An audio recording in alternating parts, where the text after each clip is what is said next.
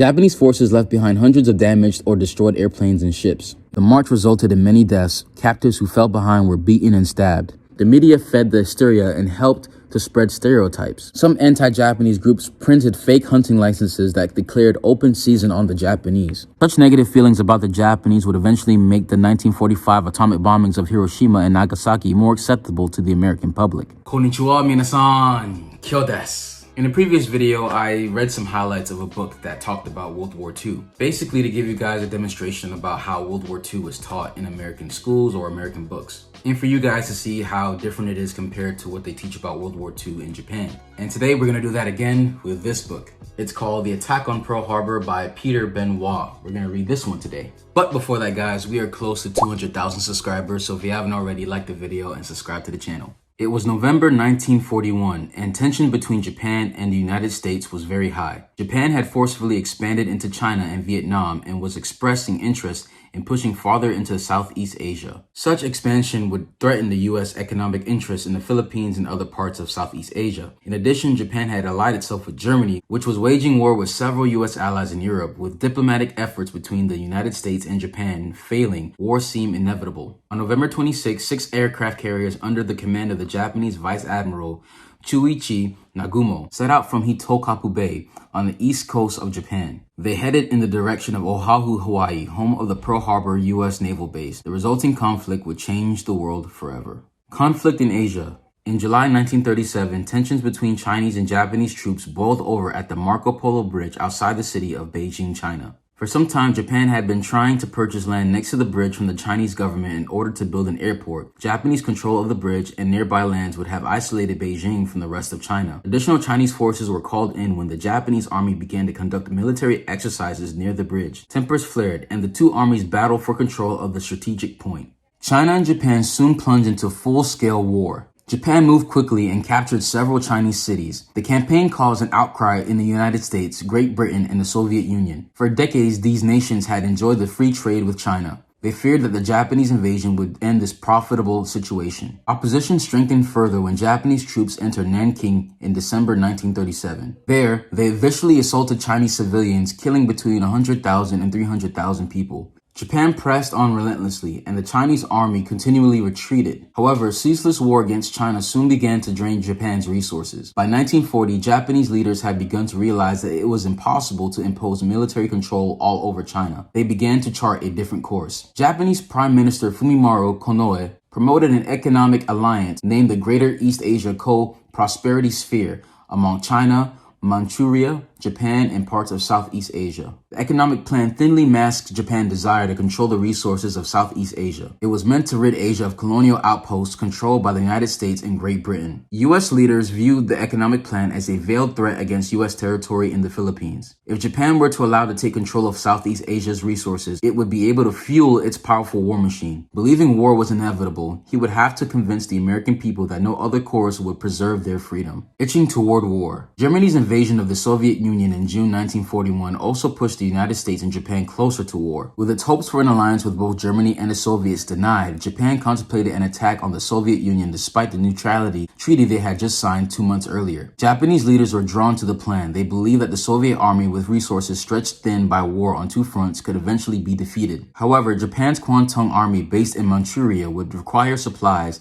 and time before the plan could be executed. In recognition of these uncertainties, Japan's navy pressed for a campaign in Southeast Asia. Going south offered many advantages. Japan's invasion of the northern part of the French Indochina, now Laos, Cambodia, and Vietnam, the previous July had not been widely protested. Extending influence in the region would likely be met with little resistance from the Allies. Possession of Indochina would bring Japan closer to realizing its plan for the Greater East Asia Co-Prosperity Sphere. It would also place vast resources of oil, rubber, and tin at the country's disposal. All of that would be necessary to support Japan's war goals. U.S. leaders saw Japan's decision to go south as a dangerous development. If Japan commanded Indochina's resources, it would be a much stronger foe. Furthermore, a successful Japanese campaign there posed an immigrant danger to the Philippines, Dutch and East Indies, and the nearby British colonies of Malaya and Burma. The conquest of these colonies would isolate New Zealand and Australia, and defending them would split Britain's resources and weaken its defense at home. Economic warfare. In reaction to the threat, the United States and Great Britain froze Japanese assets, requiring Japanese businessmen to secure the approval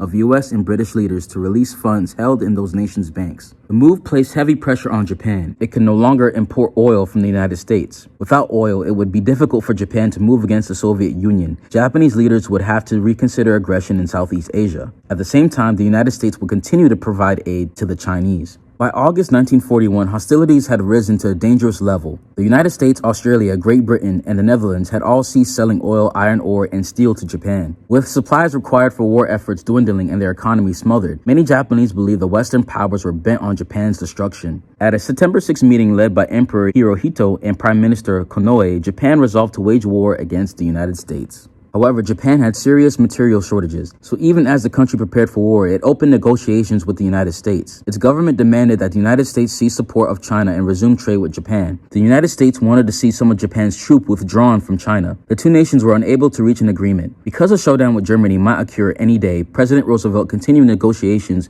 with Japan as the United States prepared for war in Europe. Planning the attack. Prime Minister Konoe grew frustrated as fruitless negotiations dragged on. He resigned on October 16th. Hideki Tojo, already serving as a war minister, replaced him. Speaking to Joseph Grew, America's ambassador in Tokyo, Tojo stressed Emperor Hirohito's desire to preserve peace. Negotiations were renewed, but with little hope of success. About 2 weeks later, on November 2nd, Hirohito consented to war. Japanese military commanders set about making a detailed plan for an attack on the U.S. Navy at Pearl Harbor. They shared this plan with Hirohito on November 8th. For months, Japan had gathered detailed information about Pearl Harbor from spies who moved freely throughout Oahu, but American intelligence relied on intercepting coded diplomatic messages, none of which had direct bearing on the plans for attack. Reports from the American reconnaissance planes and ships all pointed to the Japanese fleet moving toward Indochina. These reports would soon prove to be fatally misleading. The attack begins. By 3:30 a.m. on December 7th, Japan pilots were preparing for their deadly mission. 3 hours later, the first wave of dive bombers, torpedo bombers, and fighter planes was in the air and streaking toward Oahu.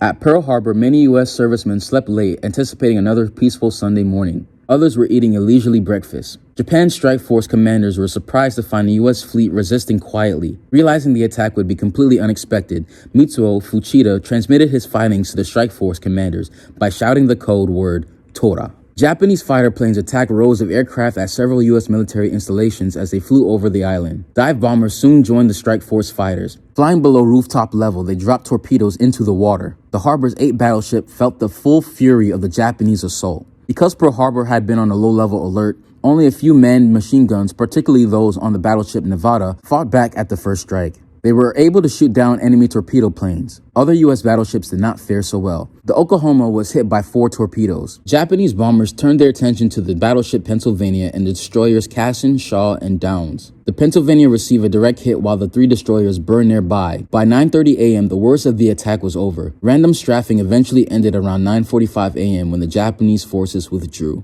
Japanese forces left behind hundreds of damaged or destroyed airplanes and ships. More than 2,300 American servicemen lay dead. Around 1,200 more were wounded, and there were around 90 civilian casualties. The Japanese losses in the raid were far less. 5 midget submarines, 30 aircraft, and fewer than 100 men dead. Admiral Kamel had watched the gruesome attack from his office across the harbor, where a machine gun bullet had shattered the window and grazed his chest. In less than a week, he would be relieved of his command. The United States would be at war, and the world would never be the same. Bataan and Corregidor. A few hours after the Pearl Harbor attack, Japan attacked the Philippines. Defense forces outnumbered Japan's attacking 14th Army. However, the less experienced Filipino fighters struggled to contain Japan's more experienced troops. The defenders, including the U.S. troops, were forced to retreat to Bataan Peninsula and Corregidor Island. By April 9th, 1942, Bataan had fallen to the Japanese. Corregidor fell less than a month later.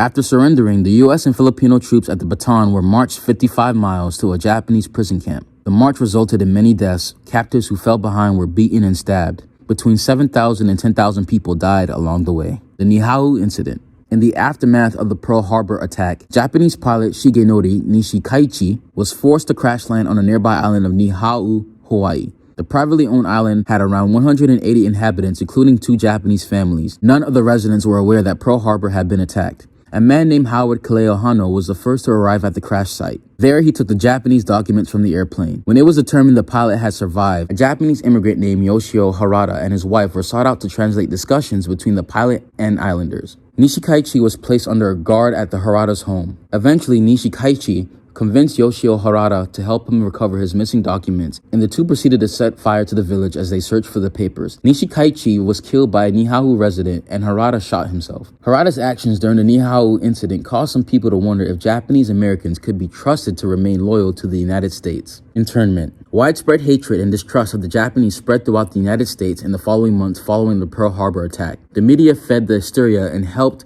to spread stereotypes. Some anti-Japanese groups printed fake hunting licenses that declared open season on the Japanese. By 1944, polls indicated that between 10 and 13% of all Americans favored exterminating all the Japanese. Government officials such as Lieutenant General John L. DeWitt argued that Japanese Americans were a national security threat. California Attorney General Earl Warren began a campaign to place people of Japanese heritage in internment camps. On February 19, 1942, President Roosevelt signed Executive Order 9066 into law. This new law granted military commanders the power to exclude Japanese Americans from designated military areas. On March 18th, Roosevelt created the War Relocation Authority. This group oversaw 10 internment camps that held 120,000 Japanese Americans in 7 states. Some Japanese Americans were given as few as 6 days to get their affairs in order before moving to the camps. They were forced to sell their property and possessions, and their bank accounts were frozen. The living conditions in the internment camps were horrific. There was neither plumbing nor stoves for cooking food. Armed guards sometimes shot people who dared to wander outside the fenced-in compound. Such internment camps continued to operate until 1945, when the war was almost over. Such negative feelings about the Japanese would eventually make the 1945 atomic bombings of Hiroshima and Nagasaki more acceptable to the American public. President Harry S. Truman wrote of the bombings that, when you have to deal with a beast, you have to treat him as a beast.